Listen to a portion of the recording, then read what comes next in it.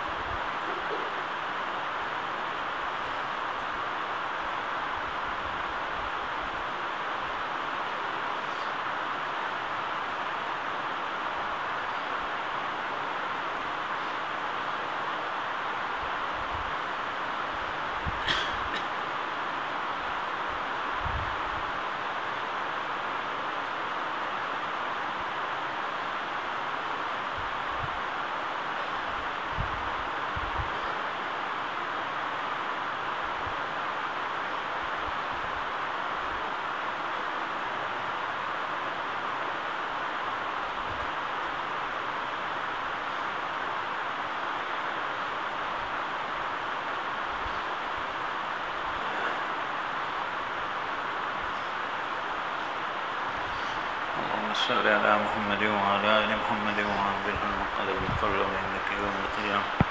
أستغفر الله أستغفر الله